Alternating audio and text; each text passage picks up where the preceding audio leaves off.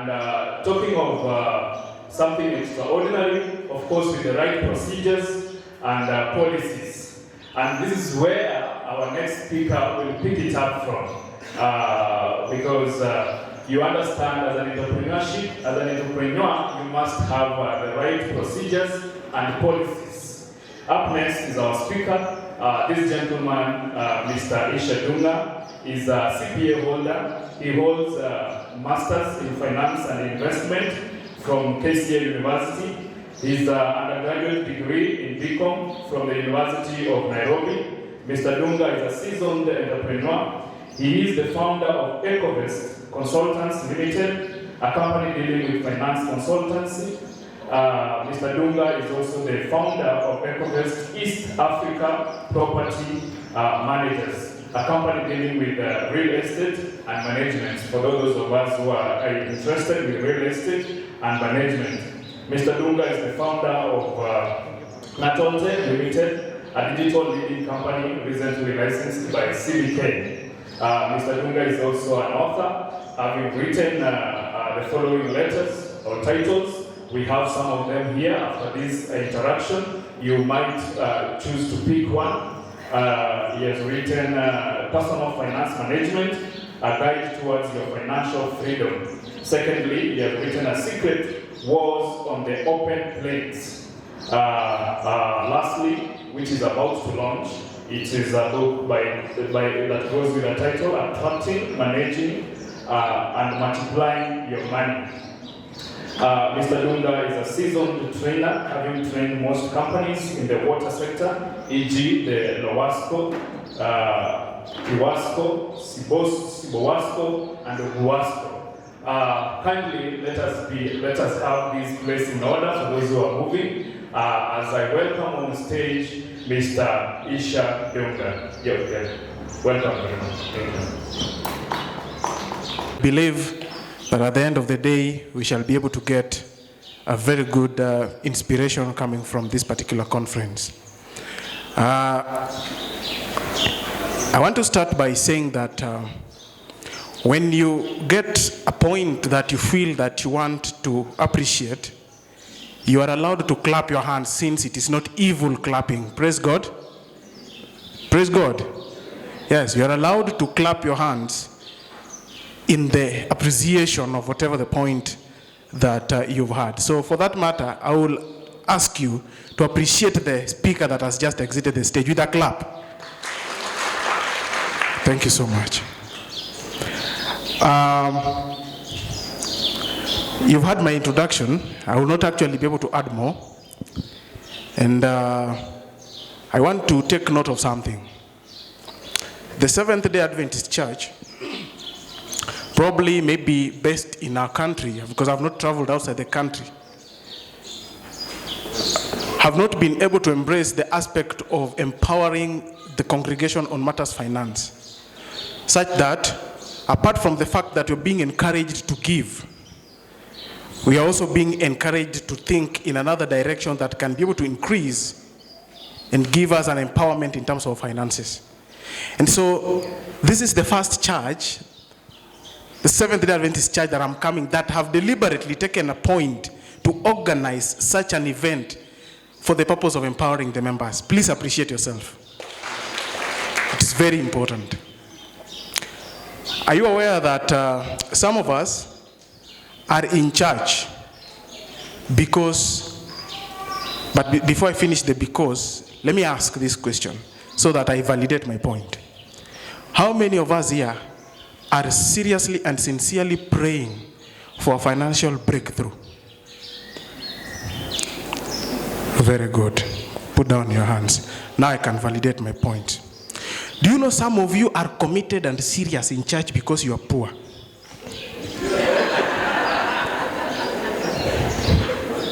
In fact, if God would give you money today, that would be the end between you and the relationship with God.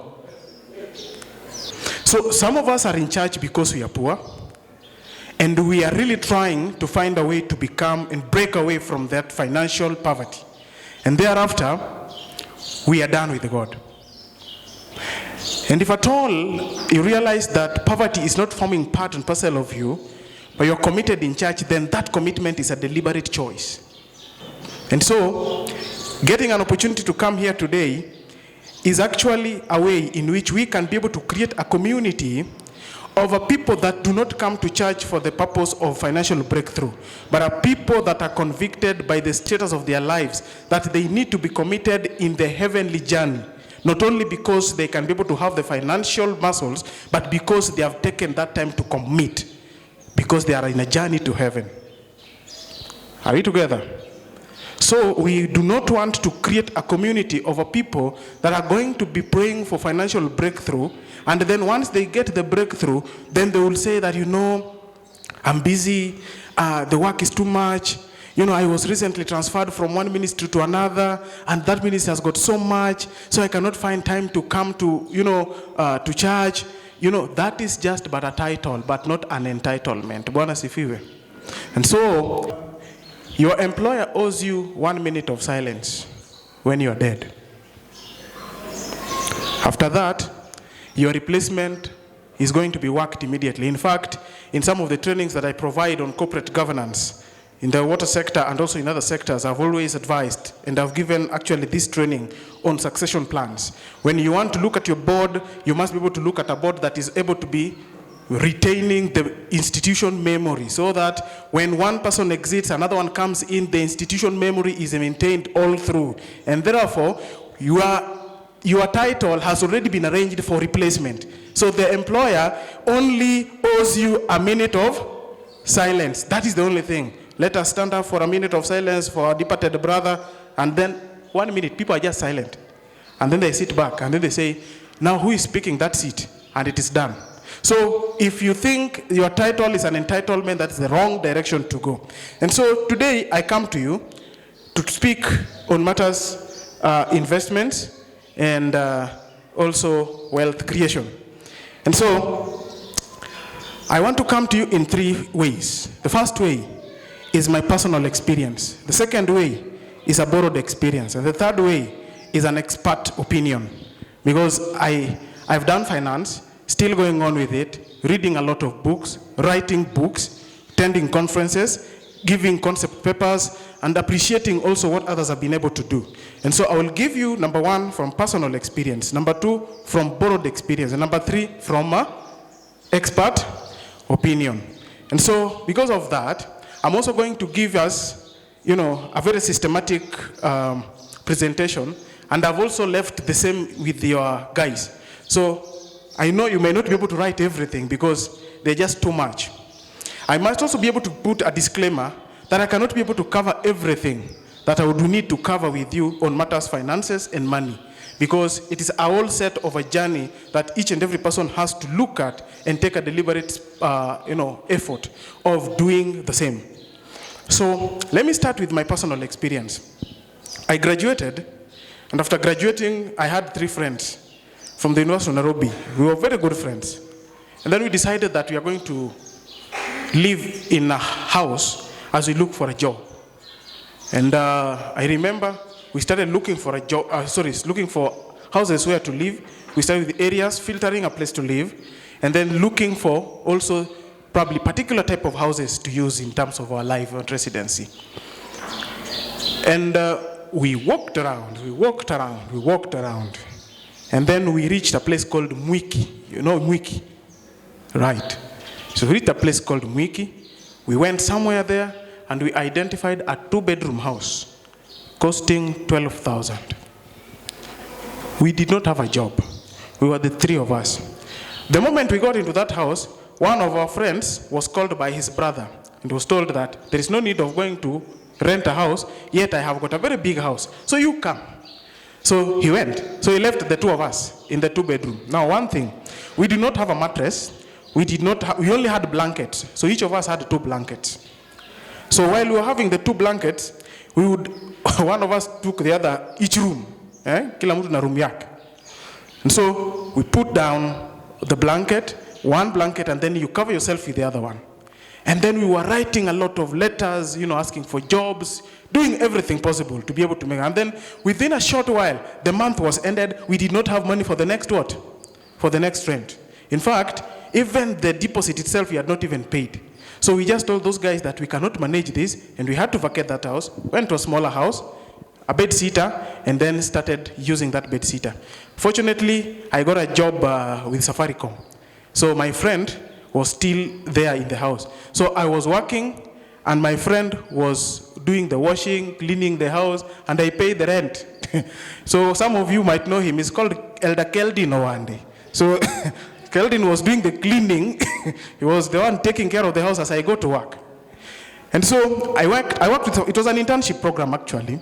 So I worked for 3 months, and then my internship ended and Keldin got a job. So I remained in the house. I started doing the washing as Keldin now was going to work. I must confess that at that time I had already gotten married. I got married in my second year in the university. And I did not get married because I impregnated somebody's daughter. So I know you can start thinking. I followed all the process that I could follow at that time. And I went and asked for a hand in marriage. So today I think I can say that I'm 11 years old in the marriage. Okwanya hapo nimekutangulia. So we kept going on like that, and then I went to my family in Mombasa, and then came back to Nairobi. When I came back to Nairobi, Keldin had, left that house, got into a bigger house. Then they combined with that our friend that left. You remember that our friend? Yeah, so they came together again. My friend came, and then my friend had also gotten a job. He's called Pevi. He had gotten a job in PwC. And so now we combined now the two. So I was now languishing in poverty. So I called them and asked, hey, niaje bana? And they called me, you come to Nairobi, and then you can live with us as you hustle around. I said, it's okay. So I came back, got into the house, and then kidogo, I got a small internship and started working there. Okay, I don't want to go so much on the story, but then I want to tell you that after a short while, or after some time, I got a job. And then we agreed, when we were starting to live there, when we were starting living together, we made a plan and we said that next year, I think we were talking around, it was around October. No, it was August. We said next year, April end, that is from 1st of May, each and every one of us is going to live in their own what? Houses. That was the agreement. It did not matter whether I have a job or not. In fact, wakati ilifika mwezi wa 4, they started looking for houses. By that time, I had not even gotten a job.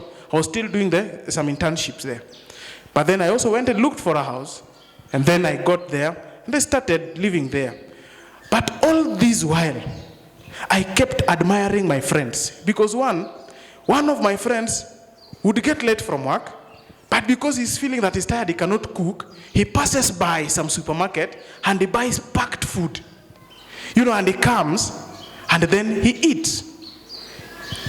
But me, I have to cook, because if I don't cook, how can I survive without cooking?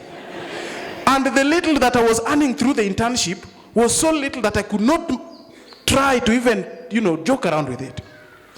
And so I used to admire that life. Another friend of mine had booked, a savings plan with Madison Insurance, deducting 6,000 on monthly basis, and he comes every month, he says that, today I've put 6,000 on the savings. And I used to admire such a thing. At that moment, I am having one kid. My wife is employed somewhere, earning 9,000. And we are living in a house worth 1,300. And I feel like this life that I'm living here, going to shower with hot shower, and then, the bathroom where we shower is different from the one that we use for other stuffs. And then apart from that, there's a kitchen. What I want this life for ourselves. And so the mind of developing my finances started coming into me slowly by slowly. After some time, we got departed ways and then went into our own works and our own places. And then in that place, I think I got a job, a different one, and I was being paid, I think it was 56,000. That was my salary. So 56,000, I left Mwiki, I went to live in Kitengela. And I was living in a house of 12,000. Still, 2-bedroom. But then now something started becoming very, very clear and apparent. I did not live the life that I was expecting. I'm in a 2-bedroom house. The bathroom and the other one, they are separate. I believe you understand what I'm talking about, right? We have got a different room where my child can live. Can sleep. They have the sitting room. Now the sitting room, the seats in the sitting room are really wanting. You look at them, they are really wanting. You go to my bedroom, the bed, even just getting into it, it is announcing that you are now climbing it, getting into it. I do not want to ask you what you think when some other things or activities follow up, And I wonder, and then now the children's room now do not have a bed; they are sleeping on the floor. So, but I kept encouraging myself. Then it went until I felt like I think I'm not living the right life. When I look at the foods we were eating, sometimes you go to church, you're being encouraged, take a lot of fruit. But when you go to the market and ask the price of the fruit, it is taking like this your whole 1 week meal. So we wonder, do I take a lot of fruits one day and I miss a whole week's, meals? And I realized that I do not live the life that I wanted. So at some point, we started having wrangles with my wife. So some elders came to my house and they advised me, I think the issue that is bringing the problem here is money. You need to vacate this house and go to a smaller house. In fact, I did that the following month. So I left the house worth 12,000 and I went to a house worth 8,000. I saved how much? 4,000. Something happened thereafter. My salary increased from 56,000 to 66,000. Now, I'm in now a smaller house with a bigger salary. To add on top, problem still. I am not saving. We are not eating the way we want. We are having a lot of debt. I'm wondering, what is really happening? Sometimes I am bringing this story because I know somebody is going to be caught up in that situation here. So it reaches a point where I ask, now what can I do? Because I do not have savings. I've worked for a year now. No savings at all. And I borrow to an extent whereby it reached a point I was taking 30,000 monthly. 30,000. So when the salary comes, 30,000 is first of all deducted. Then I borrow 30 so that life can continue normally. It reached a point whereby I asked myself now, what life is this? And I found a way. And I started reading books. And I started talking to people. And I started having a lot of conversations. But that did not make me to come out of the problem. It reached a point that I was fired from my job. Very unceremoniously. It was a Friday morning. And it was fast. On October. I was called in the office. And I was told that, they paid us mapema. Around 26th. And they told us that now we are having a problem in financing your salaries. By that time, my salary had increased. I was earning 80,000. So we are having problems financing your salary. And now we are giving this letter as a way of showing you that by next month, now you're supposed to be out of work. And you see, I had eaten even the last salary. I had paid the debts and I have done everything. I have not come out of that problem still. And then I'm fired. By that time, we had already given birth to the second born, and we were already carrying the third. Poor people knows how to give birth.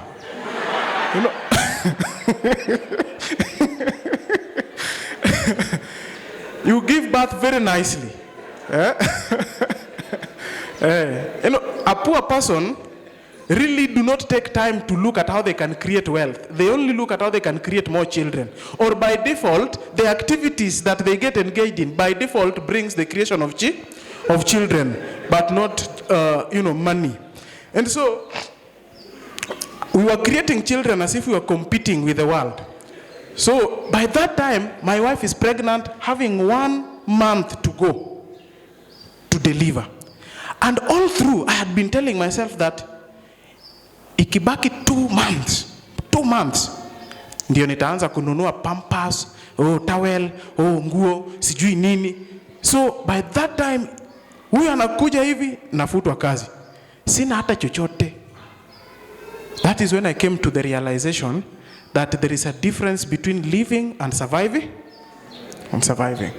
So we were literally surviving. Now, up to that point, I will pause and I would go to my lectures.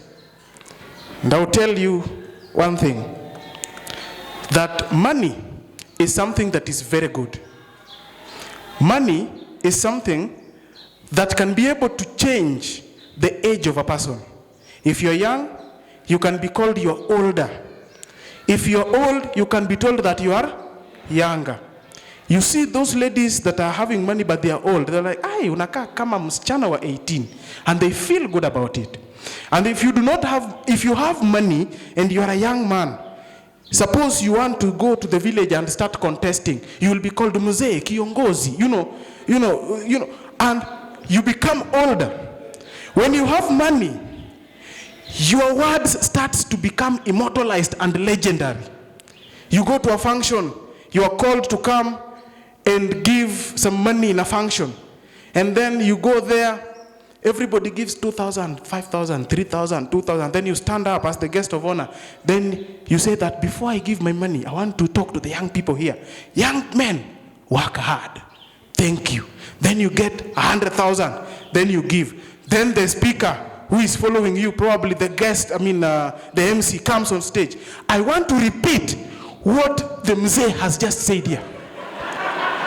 Young men, work what?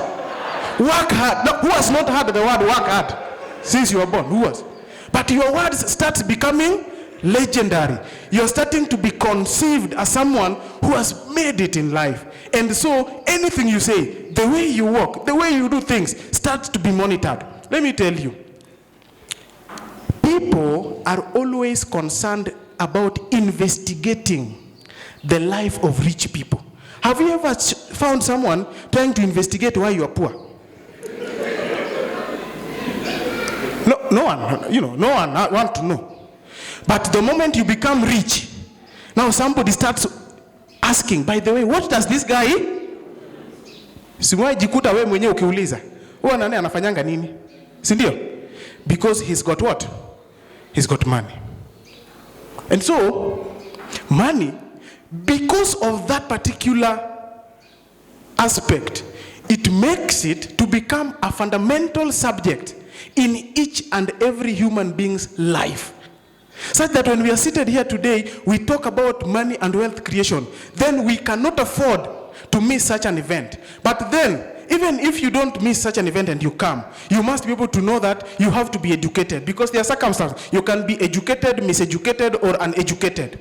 And so most of the times, you find that people are being miseducated, but you realize that people have gone to school. And so having money does not correspond to the education. I'm going to tell us here, there are certain 5 types of education that an individual should be able to have in his life. And the first one is called personal education. Personal education is an education about yourself, your weaknesses, your strengths, what you like and what you do not like, the things that you cherish most, your passion, the things that makes you happy, the things that makes you sad. Personal education. It comes about matters to do with your emotional intelligence, how you interact, how you react, and how you act. Those are personal education. You can stand up and say that, I cherish myself, I love this, I don't want that. Personal education. Education number 2 is academic education. This is when you go to school between 0 to 24 years, spending your life reading books, being taught, trying to understand everything. But academic education is supposed to be teaching you at least 4 aspects. It should teach you how to write. It should teach you how to read. It should teach you how to think. And then it should teach you how to calculate. Those are the ways that academic education should be helping you. Academic education should be helping you to do what? How to think, how to calculate, how to write, and then how to read. So those are the things that education should be teaching you. Then the third part of education is market or professional education. Your field, you're in the medical field, you've been taught in school, but then what you've been taught in school, you cannot just get into the field and start practicing it. You must be able to get now what we call the market education. You must be educated on how to do it. If at all you're a medical doctor, you've been taught matters to do with intravenous, injection. But when you get out, you realize that you must again stand when now a professional doctor is doing it. Then you're being taught. When you are someone who has done an accounting, you do the theory in class, but when you get out, now you have to be taught how to do it practically, how to interpret the data to make a very meaningful, information. That is which type of education? Market education. The fourth type of education is about financial education. Now financial education, that is where we are today. It should be teaching you about three aspects: attracting money, managing money, and multiplying money. It should teach you that all those three aspects are interconnected with having various concepts amongst them. And I'm going to teach you all that today. And then, those are how many types of education we are talking about? Can you read them? Personal education next. Academic education next. Market education next. Financial education. And so, the other type of education, but before I go to the fifth type of education, we have to understand that when we are taught, we must be able to make a deliberate effort to learn. And that is why being here today should be giving us a method of an understanding that when we learn, we get to understand a lot in terms of what we need to be doing. As we move forward, I would also want to give us a lot of information with regards to matters finances. I've done 4 educations, right? So the fifth one is spiritual education. That one is being done by our pastors and being done in the churches. We are taught how to love God. We are taught how to, understand Jesus and his principles. And we also learn to understand him in the cross. We also have to understand him giving us the salvation. And so most of us, we concentrate on 2 types of education: spiritual education and academic education. So spiritual education is not corresponding to financial level of status that is probably improved. And so I want to give us levels of financial freedom so that you know what I'm talking about as we move forward. There are 5 levels of financial freedom. The first one is called financial crisis. The lowest level is called financial crisis. Financial crisis. What is this financial crisis level? Now, at this particular level, as an individual, you are always spending more than you earn. So when you spend more than you earn, that would mean that you are always borrowing to survive. This type of an individual do not have any sort of budgeting aspects. He does not practice budgeting. Someone who is under financial crisis does not practice savings, because where do you save when you are eating everything plus what you do not have? So you cannot be able to save. Despite the other aspect, that person cannot be able to help another family. Hii mambo na pesa itaisha lini? Surely. Yani kanisa yenu ukikuja kila siku ni pesa. You are under financial what? Yeah, they are always perennial complainants in terms of money. If you realize that you do not find it comfortable when matters money are being spoken, and especially when it's supposed to be giving, then you are going to get actually yourself in the financial crisis. So financial crisis, that an individual that does not have any future plans. That is an individual that does not have any future what? Future plans, because he eats everything that he gets. He does not know that as we have the planting season, there should also be times of storing what we have done, what we have harvested. The second level is called financial instability. Financial instability. Financial instability is the level whereby whatever you earn is the exact thing that you spend. Whatever you earn is the exact amount that you spend. You earn 100,000, you spend 100,000. Whoever is in financial instability has got the following characteristics. In fact, there is something that I left under the financial crisis. Whoever is in financial crisis is always depressed and having mental health issues. Always depressed, having mental health issues. Another one, they are always very aggressive. Have you ever seen people that like fighting? Those are people who do not have money. They are very poor. So when you say something a little, it is already irritating him, and he wants to do what? He wants to fight. But you should not confuse it with someone who has also some little money, but he thinks he has money. You know, there are people that are arrogantly, they are arrogant, thinking that they are rich. They're having some little money. But because they do not have any responsibilities or anything, so the money, the little they're having is making them to be arrogant. So they are those people. But I'm talking about someone who's under financial crisis, always very aggressive. They can fight for anything. They can even abuse you. They have nothing to lose. In fact, they can go extent to do anything.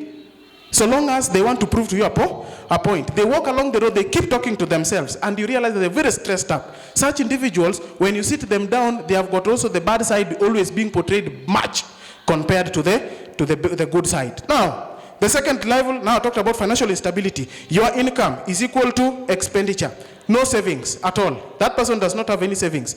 Any slight problems in your income takes you back to financial crisis.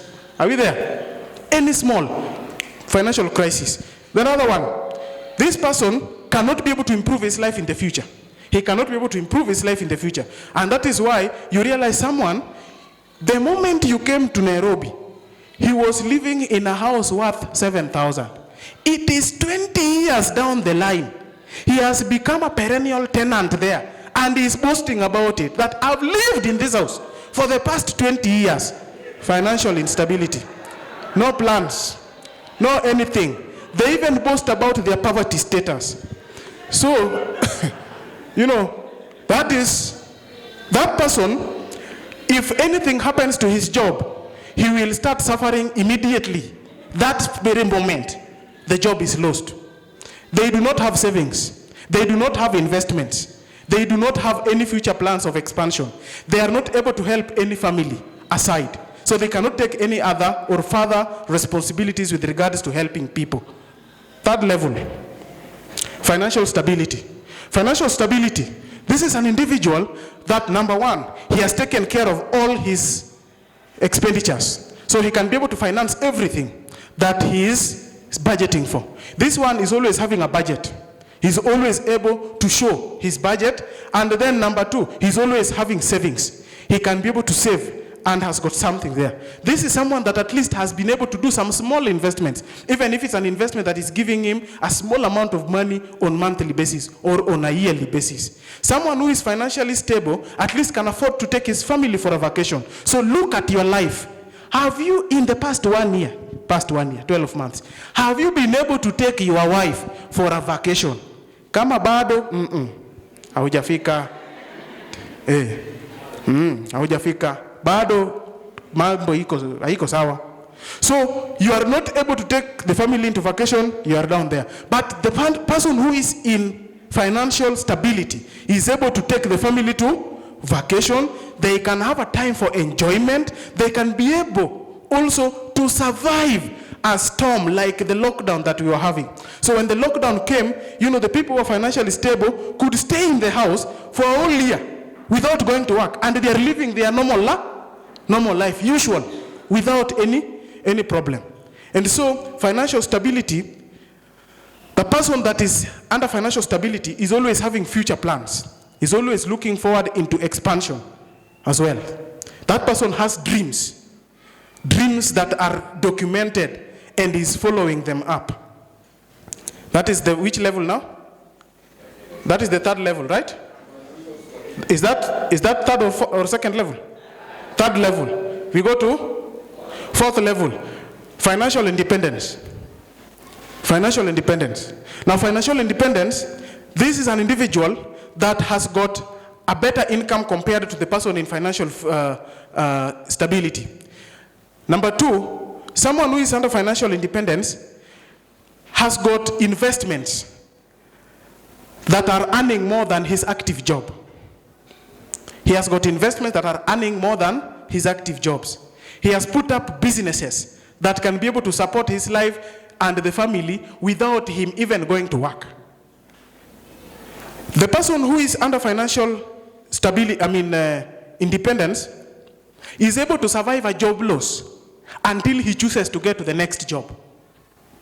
You see that one, I did not give you a period. The previous one can take a year, right? When he loses a job, can take a year, and then he starts to struggle. But this other one, he loses a job, or he misses a job, he can even resign. In fact, these are the people that can go to the office and tell the boss that, excuse me, sir, I think I'm not taking what you're saying, so you can keep your job, there's no problem. And then they come home, and then the employer takes like a whole 6 months, and they're asking, how is so-and-so doing? No, he's just at home and he's okay. Until the employer comes for him and he says, no, before you do 1, 2, 3, I'm not doing what? I'm not coming. But now look at yourself, look at yourself. And are you that person that the employer can come looking for, and then you tell the employer the conditions that he needs to fulfill? Financial independence. These are the people that considers their reputation over income. They consider their reputation over income. So they choose the reputation. They think that now going to any other university is going to lower their what? Their reputation. And so that is someone who is under financial independence. He's got multiple streams of income. Multiple streams of income. There is a difference between multiple streams of income and multiple jobs, please. So don't come to work, don't come from work in the morning, you work until Sasaba, you leave that one, you go to another job, and then in the evening you're training, and then you say you are having multiple streams of income. You are the job itself. So that is not multiple streams of income. That is just a single source of income, because you are the source. And therefore, we need to understand that. So someone who is under that category is also helping other families and doing a lot of charity works. Helping other families, supporting other families, and doing charity work. Someone who is under financial independence. The last level, financial freedom. Financial freedom. The persons that are in this stage do not go to work. They do not work for money. Instead, money work for them. They have put up businesses, and their businesses have overgrown them. And I'm going to tell you, God did not create you to make you poor. But at the same time, God did not create you to make you rich. That is not the intention of God. You know, whatever you get and whatever you create, whatever you have, is not meant for you alone. You are a small purpose to be God's only purpose. God has got a big and a wider purpose. And so, if God gives you $1 billion today, question, who here is able to spend 100,000 daily? Daily, like in your daily expenditure. Leave alone investments. I'm not talking about investments. Or in your daily expenditure, 100,000 daily. Who? Of course, no one. Okay, let me go downwards. How many people can spend 50,000 daily? Like literally on usables and consumables. Not saying that you are putting it for a plot. Apana, assume the plot is there. The plot is there. You have a house, you have got everything, but you're using it daily. 50,000. You can manage. Yes, okay. Fundraising and giving donations. But that is just the transfer. That is transfer, right? That is transfer. I'm talking about now utilizing it. So suppose, let us just give you that minimum, 50,000. You say that now you can be able to take 50,000. Now take $1 billion. Divide by 50,000. How long is it going to take you to finish $1 billion? It's going to be like 20,000 days, or? Can you do that mathematics? Okay, take $1 million and divide by 50,000. What do you get? 200 or what? Right? 200. Now take 200, multiply by 1,000, because that is now what makes $1 billion. That is 200,000, or by, you have just divided by 365. How many? 548 years. Now question, do you think if God gives you 2 billion, it is meant for you? No, is it meant for you? Now, so some of you are not having that money because God is testing whether you are in a position to share it with others. But if you cannot even bring it here, now how can you prove to God that you can share it now with others? How? I think it is in the book of Luke. Is it 6:13 or what? That's talking about to him that little is entrusted with and becomes faithful can be entrusted with much. Right? Right?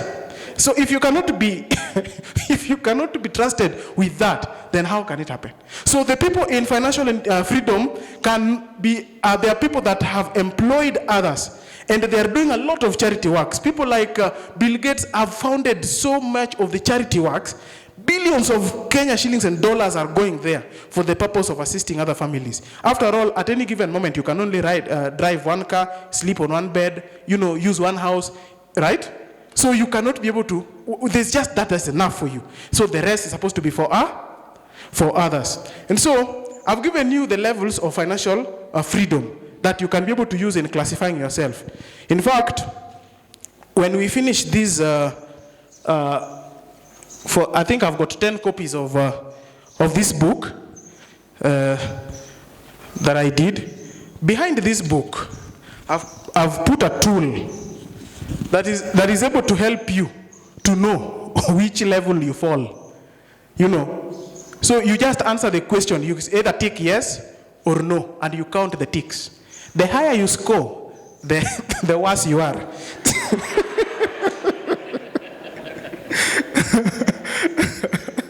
Yeah, so that is what I need to tell you. I want to present to you three things, three categories: facts about wealth creation, and then laws of wealth creation, and then models of wealth creation. If time allows, we can do the models of wealth creation. Because I'm a finance expert, I can be able to give you some tips here and there. But then what I can be able to do is that if I do not get time, I will leave the notes with you. The only thing is that I will not be there to explain the notes. So you will just read and understand. So, there are certain facts about wealth creation which we must be able to understand. And so, before we go to the facts of wealth creation, you have done the assessment. I've told you the assessment of your financial state. So the first thing you need to understand is what is your assessment. In that aspect, you ask yourself the following question. So you have to do personal reviews. In the personal reviews, I'm going to give you around 4 levels of reviews or personal introspections. Number 1, where are you? That is the first question. Where are you? So where are you is about your financial status. And so we can talk about the levels of the financial freedoms that I've told you about. We have got financial crisis, financial instability, financial stability, financial independence, and financial freedom. And so you can be able to, gauge yourself and know basically where you fall. So as an individual, gauge yourself, know where you are. Next is about where do you want to go? Where do you want to go? Be clear on where you want to go in terms of your finances. And so where you want to go is about setting up your goals. So setting up your goals, then it means we must be able to follow certain principles in setting up your goals. You must be very specific with your goal. You tell yourself that I want to put up a house in the next 5 years. That is my goal. I want to buy land to settle in the next 1 year. That is your goal. And that goal is supposed to be measurable. It's supposed to be achievable or attainable. It has also to be very realistic. And then it must have the timelines for you to achieve that goal. That is the next step of getting to personally review yourself, where you want to go. The next aspect is about, in setting your goals, ask yourself the following questions. Some of us might do things because it is theoretically said that we have to go and set tuliambiwa, lazima to set our goals. And so, how much money are you making now? Ask yourself such question. Sit down, write. How much are you making? That money that you're making, is it what you desire to make? Number 2, how much have you saved for your family security? Should something happen, my brother talked about there are days that season changes. There is that season where we are planting, we are gathering, but then there are days that the season now becomes very wild with you. You are just one sickness away from being poor. And so what is your social protection aspect that you've put forward for such a particular one? So how much have you been able to put? Then who are you taking care of in terms of your finances? Are you taking care of anybody? Or you're taking care of yourself and your family, and that is all? Where do you want to work? Where do you work every day? And where you work, do you like it? or you want to change it? Why do you want to change your boss? People always like talking about changing their what? Changing their bosses. Now you want to change your boss.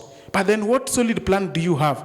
You know, if you don't like your boss, let me tell you, before I got into business, when I was fired, that's where I left the story. I told myself that now I am not going to get any other employment. In fact, I looked at my CV and I said that I'm not going to update you again. Until that day, I'm going to be looking for a particular deal that requires you. That is how I spoke to my CV.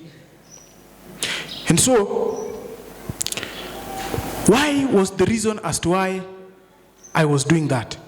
I will be able to do that when we come here, when we move ahead. I'll let you know. And so, if you leave your job because you do not like your boss and you want to be your own boss, it is a very bad reason, and everything will backfire for you. Because you leave one boss that you can study and know his character, and you venture into a field where you've got many bosses. Many bosses. Do you know how many bosses I have? In the real estate alone, when I look at the bosses that I'm having, the people that I'm managing their houses, and I have to keep abreast with each and every person's issues, each and every house. I've got houses and I've got tenants. I cannot even be able to count them. But every time I'm meeting a boss of a particular house, I have to give him the correct status of that tenant, where the tenant works, what he does, how he normally gets his salary, why he is always late with payment, and why he's always early with his payments. I must say that this one I locked his door because akona ujeuri. Wale ambao mko na nyumba za watu, wajaluo, hamulipi nyumba, mejulikana.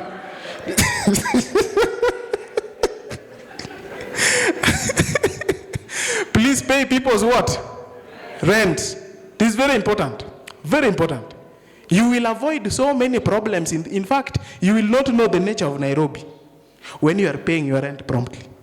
You will not know how Nairobi looks like when you are paying your rent promptly. But try playing with somebody's house that you are not paying what? Rent. That is when you will realize that you don't even have friends. You don't even have relatives. In fact, you don't even know where the relatives live. That is when you will know.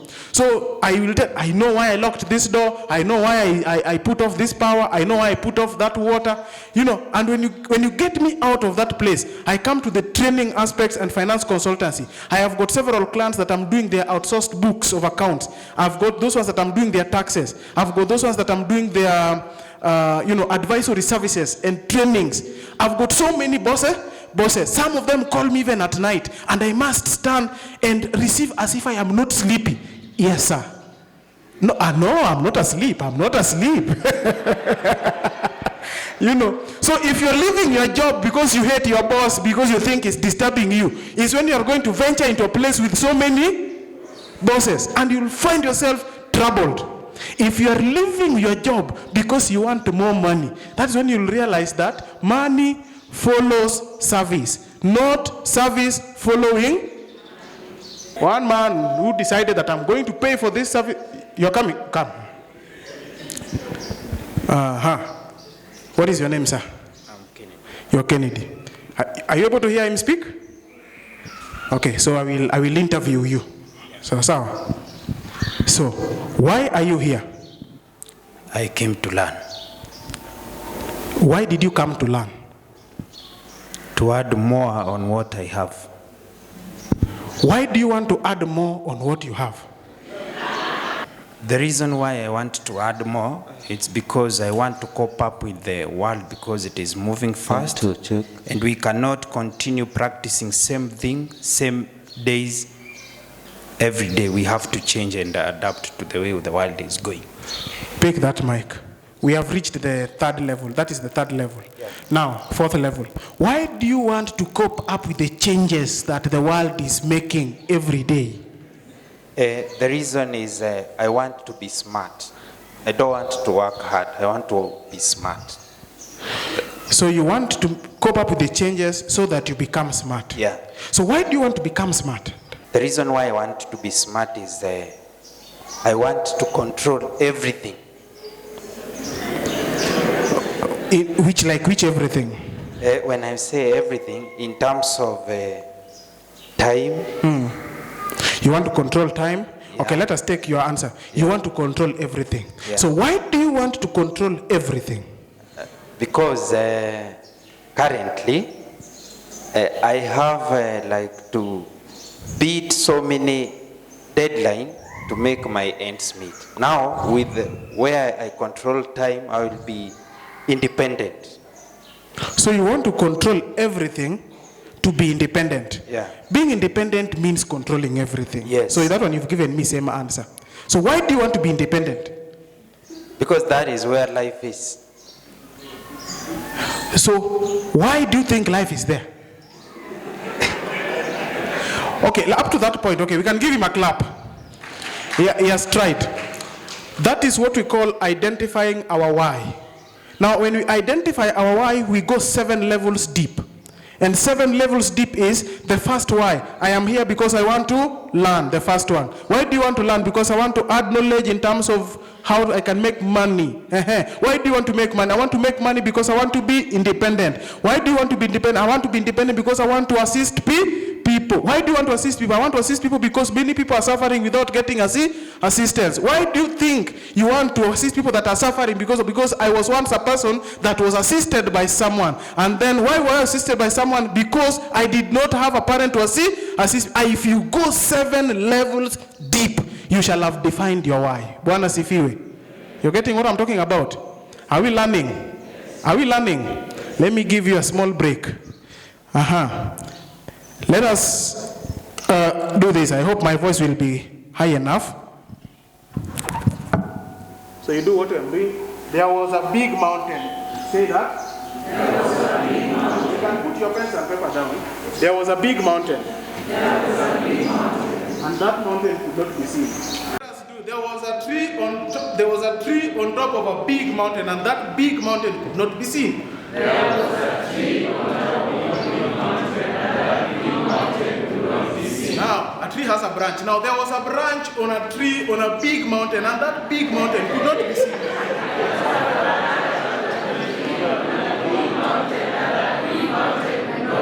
You people are good learners. Now, there was a nest on a branch of a tree on a big mountain, and that big mountain could not be seen. There was a nest on a branch of a tree on a big mountain, and that big mountain could not be seen. Very good. You see, you are learning. So, if you think you are always stupid, you are not. Now you can do it. Now we are going on. Now, there was an egg. There was an egg on a nest, on a branch of a tree, on a big mountain, Now let us do. There was an egg. There was an egg on a nest, on a branch of a tree, on a big mountain, and that big mountain could not be seen. Now what is inside the egg? There was a chick. Now there was a chick. Let's go. There was a chick. There was a chick on a nest, on a branch, on a tree, on a big mountain, and that big mountain could not be seen. Now clap for yourself. Where you are and where you are going, there is a that distance you can reach or bridge the distance depending on the means that you choose. And so you can decide to choose trekking, and that one probably could mean you are in the workplace and you are dreaming to become a billionaire. My brother, you are trekking. We know you will reach, we know. But the difference is that, are we together? I'm not saying working is bad. Please don't misquote me. I'm not Shakahola that's telling you go and resign from your job and not telling you what to do next. But what you have to know is that going towards your destination, you trek, you use a job. And so you can also decide that you're going to use a job plus small investments, or you can decide to get there by flying, getting to become an entrepreneur. So the way you choose your means of transport, of reaching your destination, is what will definitely check whether you are going to reach your goal. Then, you've identified your why, you have gone the 7 levels deeper. So I need to tell you that the principles of wealth creations are standardized, and so it is something that, we can talk about it, but the context and application is what matters, it is what differs. Today, you are a mother. You talk to your daughter. My daughter, do not engage in sex. Sex is bad, and it is very dangerous. So please do not engage in what? Sex. After your daughter gets married, then he comes back to you, oh, my husband. Then you again advise my daughter, give your husband sex. You're the same parent, same subject, same person, and the same principles. What is the difference? Time and context. Time and context. So the principles of wealth creation is standardized. Time and context differs, but their application in the well-stated manner will yield the same results. Is it making sense? Usiseme nisikukwambia. Now, one thing we need to understand is that there are facts about wealth creation that I will share with you. If you find yourself poor, you will know that you've gone against these principles. Fact number one. Fact number one about wealth creation. God is the source of wealth. God is the source of wealth. And God uses the resources to give us the wealth. So God is the source of wealth, but your job is the resource that God uses to give you wealth. Your business is the resource that God uses to give you wealth. Your investments is the resource that God uses to give you wealth. And so, something can happen to the resource. You can lose the resource, but the source is still existing. So you could not, if you find yourself losing a job and you become so sad, despaired, and you lose your mind and you become totally insane, it means you do not understand who is the source. Who is the source? So God is the source of our wealth.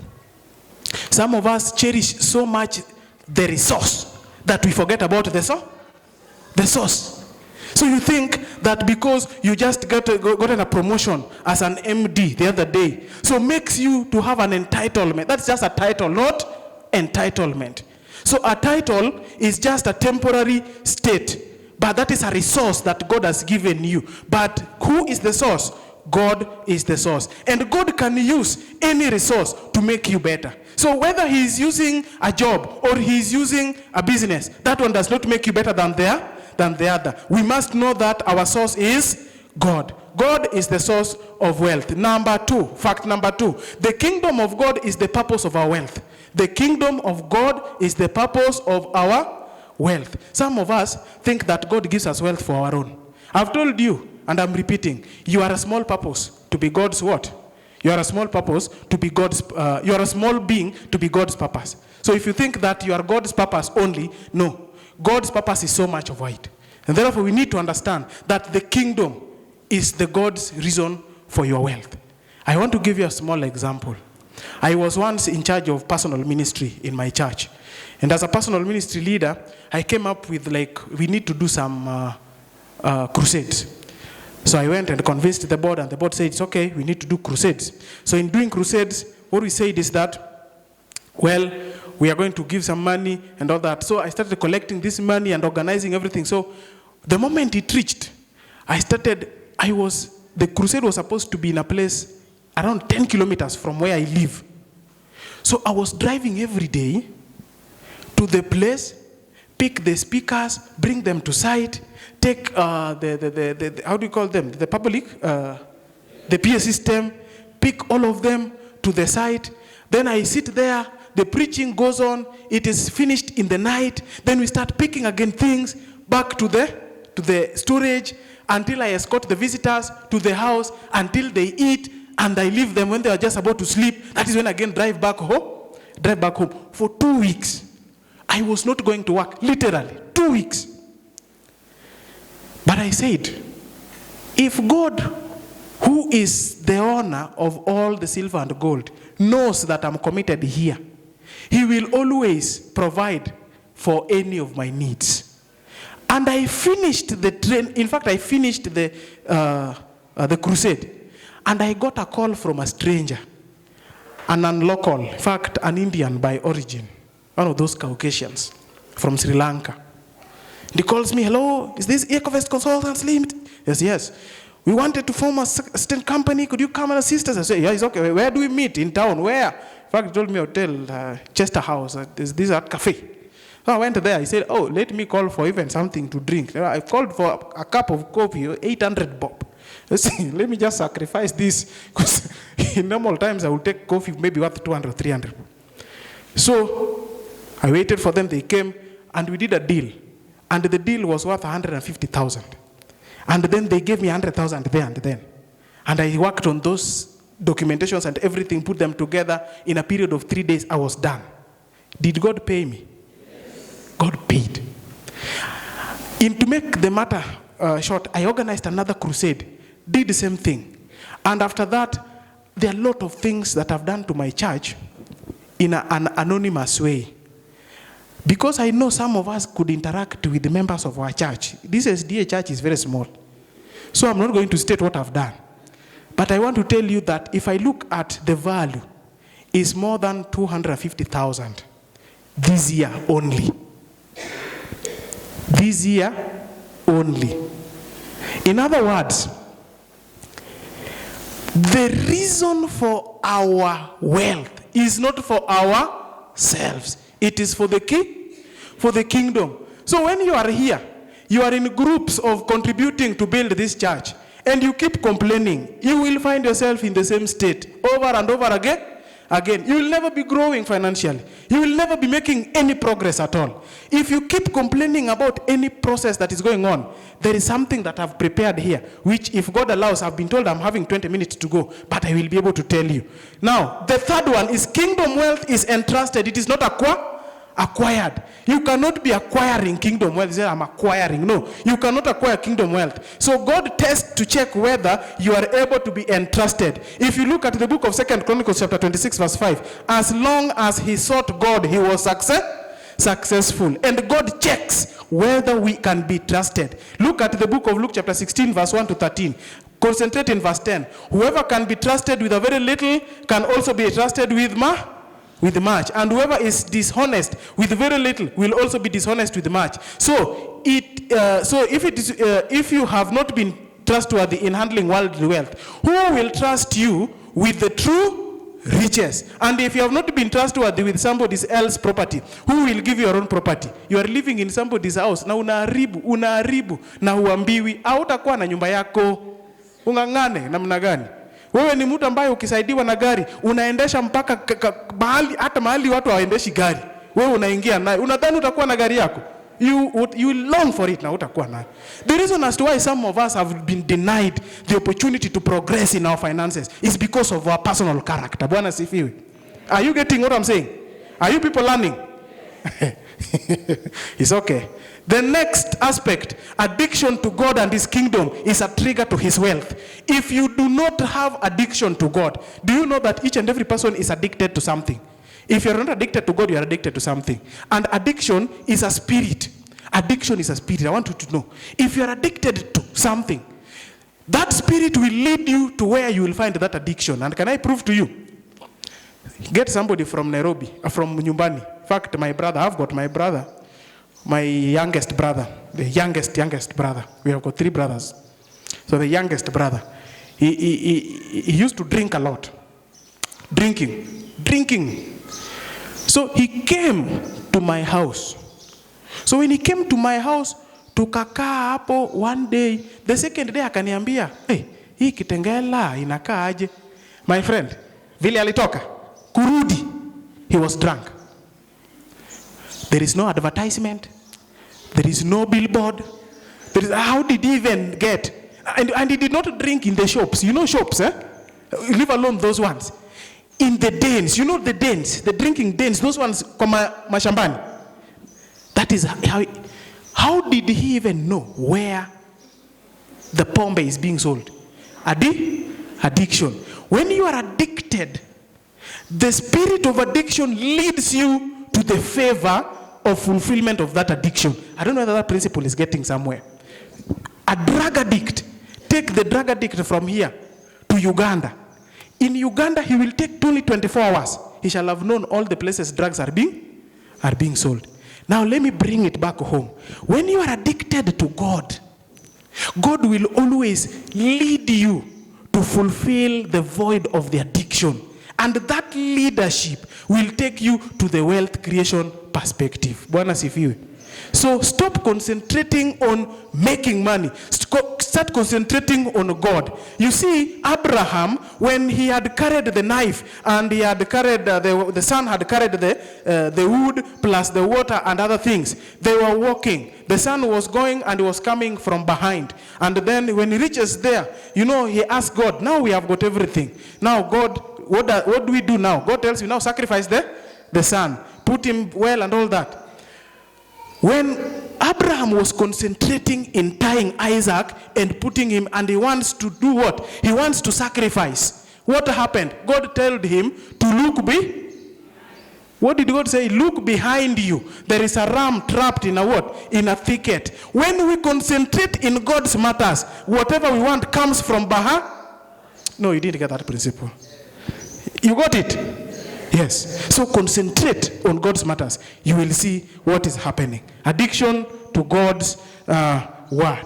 Then, uncompromising obedience to God releases the kingdom wealth. And that obedience comes back in these ways. You must be able to understand these rules. I have given you the rules there. Rule number 1 is the rule of first fruit. You must be able to give first fruits in all your businesses. You will be able to see God unlocking the mystery of wealth. Rule number 2, you must be tithing. Tithing. You know, you cannot be able to argue with God's principles.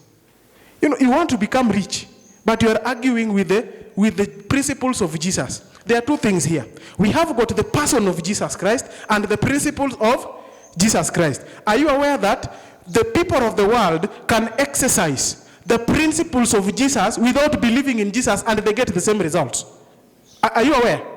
Yes, because God tells us that we should be giving. But the people of the world are giving more than us. And as they give, that principle keeps multiplying their wealth. You understand that? So the principle that God has given, you cannot argue with them. You are arguing that, oh, tithe, I'm giving tithe. Why must I give an offering? I've given tithe. Let me tell you, today you are working, you are in business. Right? You know, the good thing is that if you don't call me back, I'm not starving where I am. You know, so I will still continue in that thing. So I will tell you some truths. You know, when you are in business and you have gotten your profits, number 1, you have got transport aspect to take you to where the business is. Is that true? Is that true? That is money. Number 2, you have got money that you're supposed to be using to cater for power. Is that true? So suppose you pay money for transport to the business, but you do not have power in the business. Is the money for transport going to give you power? Is it making sense? So you're saying that you've given tithe. Tithe is only going to perform what tithe is supposed to do what? To perform. But it is not going to perform what the sacrifice on offering was supposed to do what? To perform. I don't know whether you are getting what I'm saying. That is why they are appearing in the Bible. Because they are principles. God had put them there. Mtu atasema ya kwamba sasa hiyo pesa si itakuwa imeisha. Itakuwa imeisha. Lakini utakuwa unatengeneza mingi. Number 3, the rule of offerings. The rule of extra. I've talked about the rule of first fruit, number 1. Number 2, the rule of tithing. Number 3, the rule of offerings. You must be able to give offerings. Number 4, the rule of the extra mile. Extra mile, something that was not there, but you've gone an extra mile. Do you know that there is no jam in an extra mile? Have you ever found someone who is trapped in a jam at 4:30 in the morning? Umekutana naye? That my friend, I'm stuck and it's 4:30 in the morning. No one gets stuck in the jam in 4:30 in the morning. So if you go an extra mile, you will be able to find there is no competition in the extra mile. If you look at the life of an eagle, he flies very, very high, where other birds do not do what? Do not come. And so that is the rule there, extra mile. The rule of welfare, look at the welfare of others. Do not just look at yourself. Then the rule of sacrifice. If you cannot sacrifice, where there is no pain, there is no gain. Where there is no, determination, there is always, detrimentation. Where you are not informed, you are always being deformed. When you do not find that inspiration, you are always going to expire. And so you must be able to have the rule of sacrifice. You must sacrifice. And that is why I do not always like teaching people that have attended free conferences. They do not take those conferences free. Next time, please, when you're organizing such a conference, make the price a little bit higher. Make it deliberate, that those people that are coming to attend must make a deliberate choice from their what? From their pockets, and they pay for them to attend. Because if you give them for free, they will not take it very seriously. So that is very, very important. And then the parental honor. Wewe uko Nairobi, unasikia vizuri, unakula vizuri na wamama, lakini baba yako na mama yako wanateseka nyumbani. Parental honor. The only law with a promise in the God's commandments is honor your father and mother, so that your days to be what? Yes. And so if you cannot be able to do that, then you will find yourself in a very bad place. And so, as I conclude, let me give you 10 laws. 10 laws of wealth creation. 10 laws of wealth creation. Law number 1, the law of understanding. If you are not informed, you will be deformed. Information is the key to transformation. The more you learn, the more you are, the more you earn. If you are not updated, you will be outdated. If you are not inspired, you will expire. So you must be able to embrace the law of understanding. I want to call somebody here. Let me see. Who can I? Let me call the brown lady in the specs. Could you come kindly? Come here. Stand here. What is your name? My name is Fen Mwambi. Fen? Mwambi. Where do you come from? Kisii. Now, Fen, I want to tell you something. And please do as I have said.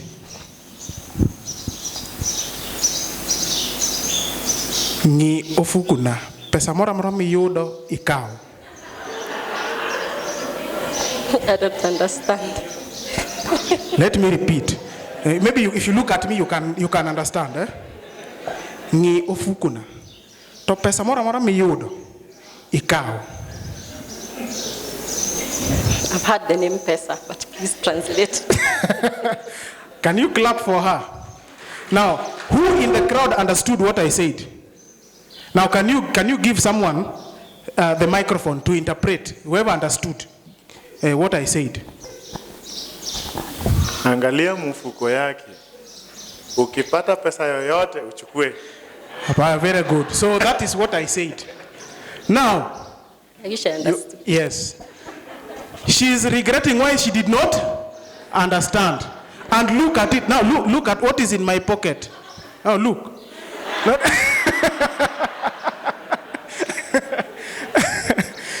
You can never make money in this world if you do not understand the language of... you didn't get the thing. You can never make any money if you do not understand the language of... Money speaks a different language. Whoever understands the language of money will get to a place and it's like, I am smelling it. And they go for it. So you must be able to understand. So how do you understand? Understanding comes through learning. And I told you that you can be able to be educated, uneducated, or miseducated. And so when you are getting education, it is very important to understand that financial education is one of the key aspects of the education.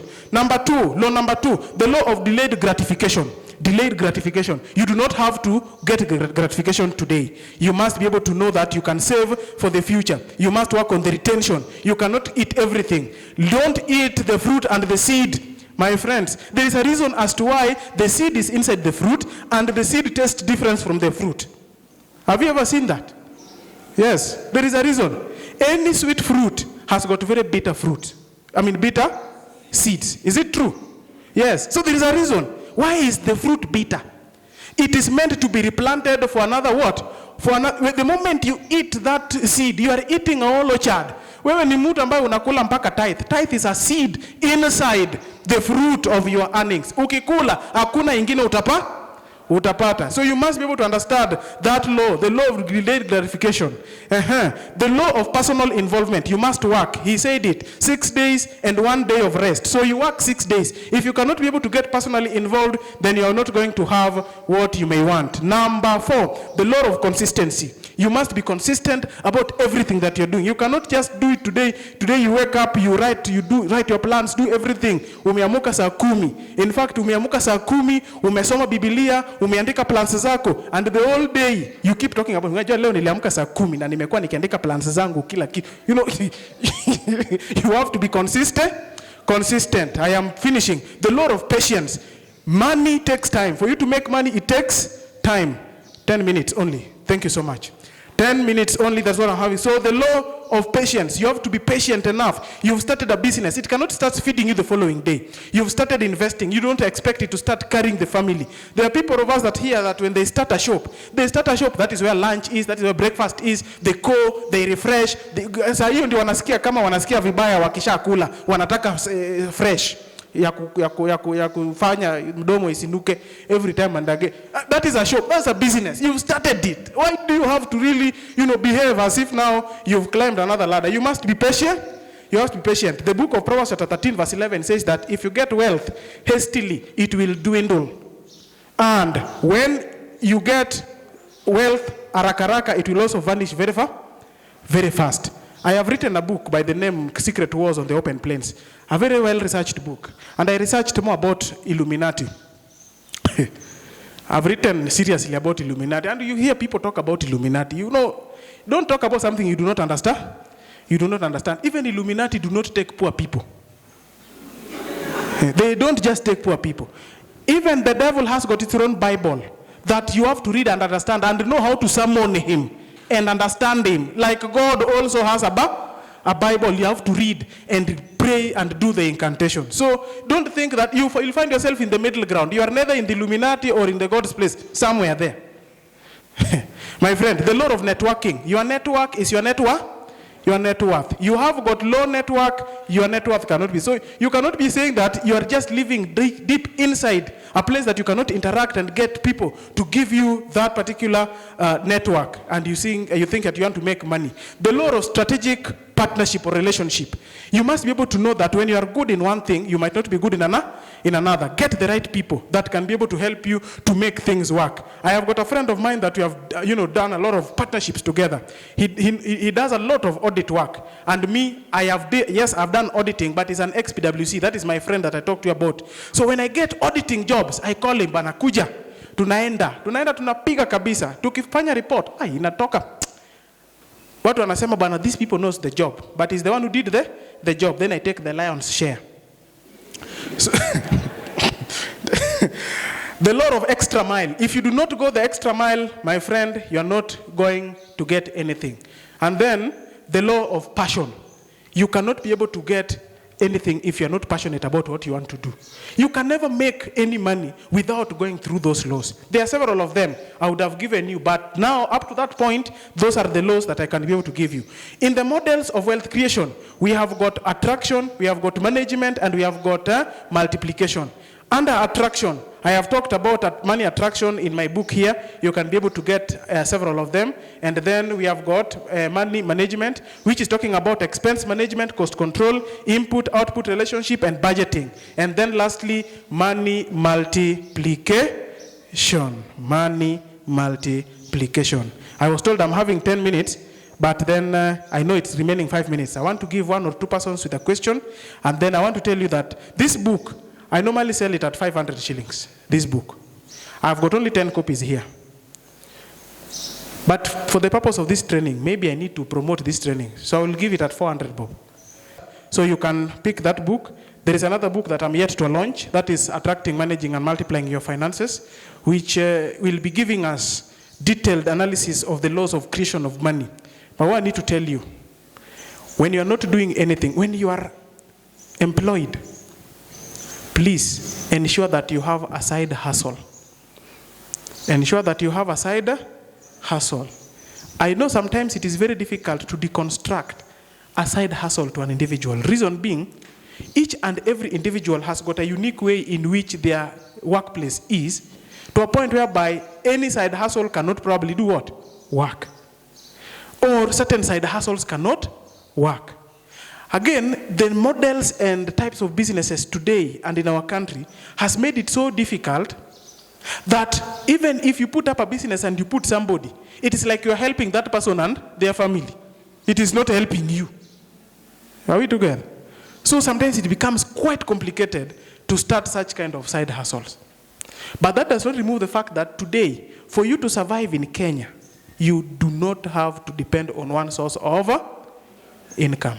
If you depend on one source of income, I'm assuring you, you will be finding yourself under financial crisis. So you must do something on the side. Then, if you have got savings, put the savings in a place that it can grow faster than inflation. Put the savings in a place it can grow faster than inflation. Currently, our inflation is about 6 to 7%. So look for a money markets fund that can pay you up to 10%. You can go to the government bonds and expenditure, bonds and treasury bills. The government bonds and treasury bills, I will learn to deconstruct this. That is now my expert point now. The government is always doing yearly budgeting, and the budget of the government is always not enough. Si mnajuanga hivyo. So they normally budget, let's say, like 3.1 trillion. Like this time around, I think they did like about 3.1 trillion. And then the government, in terms of its raising taxes, they raise the taxes, but the taxes can meet maybe up to 2.4 trillion. That leaves the difference of 700 billion for the purpose of debt. To be financed by the debt. So the government has got several debt instruments and options that they might be able to use. Number one, they can use both external debt and internal debt.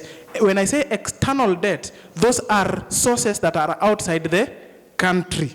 When I say internal debts, those are sources within the country. So let us leave alone the outside debts, because those are the ones that are the Euro bond, or those are the type of bonds, Sukak and all that. But inside, now they raise them through two types. We call it treasury bonds and treasury bills. Treasury bonds and treasury bills. Internal debts are being raised through two instruments. Treasury bonds and treasury bills. Do you understand that? They are just papers. They are just papers. You buy them. So you can buy them by going to the Central Bank of Kenya. And you say that you want to buy treasury bills. When you go there, they will open for you an account called Central Depository System Account, CDS account. So when they open for you that account, it is just like the normal bank accounts, but it is an account for storing your treasury bill. Then now you can put some money from your bank account, then they transfer it, and then you purchase that treasury bill. Treasury bill is that debt instrument that the government will pay you that money. It is like you are lending the government for a period of time, then the government will refund. So when you lend the government in a treasury bill, there is one that is going for 91 days, another one going for 182 days, and another one going for 360 days. There are how many types? 3. 91, 182, and 360. 360, that is 1 year, literally. So when you take the 91, they will tell you that we will be giving you 13%, but it is 13% per annum. 13% per annum. So when you take it for 3 months, you take the 13% divided by, take 13% divided by 12, so that you know what percent per month. So suppose they were giving 12%, then divide by 12, that is 1% per month, times 3 months, that is how many, what percent? 3%. So the amount that you invest is going to depend now the interest that you're going to earn is going to depend with the amount that you've invested. That is treasury bill. You can invest in 91, 181, or 182, and 360. The other one is called treasury bond. Treasury bond are more than a year. Now you can be able to buy, but at least you can take 5 years, 10 years, 30 years. They are always sold at a discounted figure. We are talking about a bond worth 100,000, but when you are going to buy it, you purchase it at 85,000. The bond, the face of it is just like a paper, just a paper, written 100,000. And when you're buying it, you are giving 85,000. 85,000. But at the end of the years that you've talked about with the government, then they refund you 100,000. And as you continue to wait, there is something called coupon. Coupon is some small interest that is coming on top of that bond every given year as you wait for the maturity date. That is what we call treasury bond. You can invest in them. You can invest in what we call certificates of deposit. You can buy other businesses. You can invest in risky shares. You go to the capital markets, Nairobi Securities Exchange, and you buy shares depending on your needs. The lowest number of shares you can buy is 100 shares. You are sure that share will grow. And if it grows, you make money. Up to that time, pesa yenyu imeisha.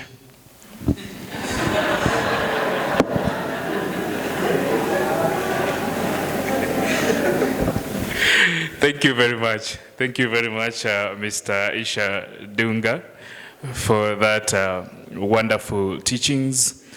And actually, this is where a master of ceremony is entangled, not to mention anything carelessly because they can water down the message that has come through. I'm grateful because we've come this far. When it seems like it is ending, that's when it is beginning. Nashukuru sana kwa uvumilivu wenu. We will take a very short break of about 5 minutes.